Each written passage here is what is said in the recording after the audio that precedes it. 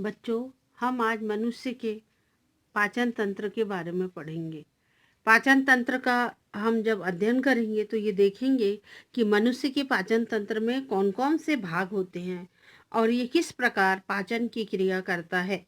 यानी कि पोषण पोषण जैव प्रक्रम का एक आवश्यक अंग है।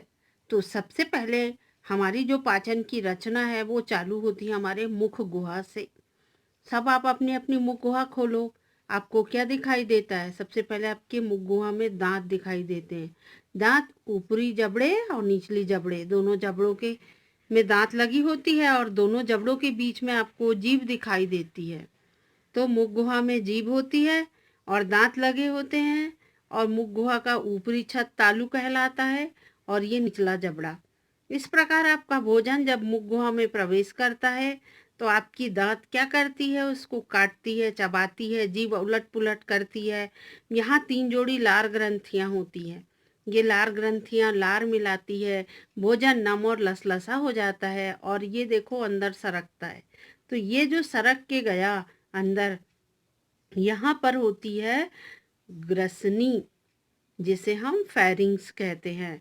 और ये जो निगलने वाला भाग होता है, ये देखो यहाँ से साइड से रचना आ रही है, श्वास नली है। तो यहाँ पर दोनों नली एक समान होती है, श्वास नली और ग्रसनी। जब भोजन आप निगलते हो तो श्वास नली का मार्ग जो है वो बंद हो जाता है। जब वो यहाँ प्रवेश करती तब ये दोनों नलियाँ अलग होती है ना। यहाँ पर ग्रसनी के पास ये दोनों नली सेम होती है। तो यहाँ से आपका भोजन अंदर प्रवेश करता है, ग्रसनी से होता हुआ फिर ये देखो ये लंबी रचना निकली है। ये लंबी रचना ग्रास नली कहलाती है। ग्रास नली को इसोफेगस कहा जाता है। इसोफेगस में कोई पाचन की क्रिया नहीं होती। इसोफेगस में क्रमानुकुंचन गति चलती रहती है, यानी कि ये फैलता सिकुड़ता है जिससे कि भोजन आगे सरकता जाता है और भोजन सरक कर आमाशय में आ जाता है। ये आपका आमाशय है, इसे हम स्टमक कहते हैं अंग्रेजी में। और ये जो लगा है ये है डायफ्राम। ये क्या करता है? वक्ष गुहा है ये, और ये उदर गुहा है। तो वक्ष गुहा और उदर गुहा की सीमा रेखा डायफ्राम कहलाती है। अब आपका भोजन फिसल कर आमाशय में आ गया है और आमाशय में भोजन के अंदर HCl अम्ल मिलता है, आमाशय की ग्रंथियों से निकलने वाला रस मिलता है। उस रस को जठर रस कहते हैं।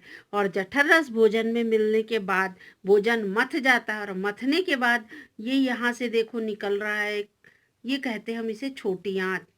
और छोटी आंत जो होती है बहुत लंबी होती है, ये देखो कितनी लंबी है। इसका जो ये वाला सिरा है वो यू आकार का मुड़ा है, तो यह सिरा डिओडिनम कहलाता है। और जो इसका अंदर बहुत सारा कुंडलित भाग है, यह स्मॉल इंटेस्टाइन या इलियम कहलाते हैं। तो छोटी आंत के 2 हिस्से होते हैं, पहला यू आकार का डिओडिनम और ये मुड़ा हुआ हिस्सा इलियम। छोटी आंत देखो किस प्रकार कुंडलित है बहुत। उसके बाद ये खुलती है बड़ी आंत में। बड़ी आंत का ये वाला हिस्सा सीकम कहलाता है और सीकम के बाद ये वाला हिस्सा जो होता है रेक्टम कहलाता है।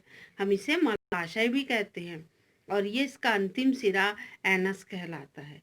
इस तरह आपका भोजन आपके मुख से यात्रा करता है, ग्रसनी में पहुंचता है, यहाँ से यात्रा करता हुआ इसोफेगस से होता हुआ अमाशय में आता है। अमाशय में इससे ढेर सारे पाचक रस निकल कर इसमें मिलते हैं, भोजन को मथते हैं।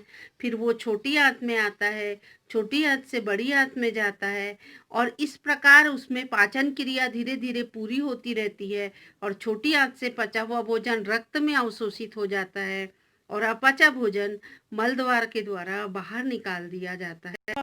और यहाँ पर ये जो यू आकार का है, यहाँ पर एक अग्नाशय है, वो अग्नाशयी रस निकाल के भोजन में मिलाती है। और ये लीवर है यकृत, इससे पित्त रस निकलता है, ये भी भोजन में आके छोटी आंत में मिलता है।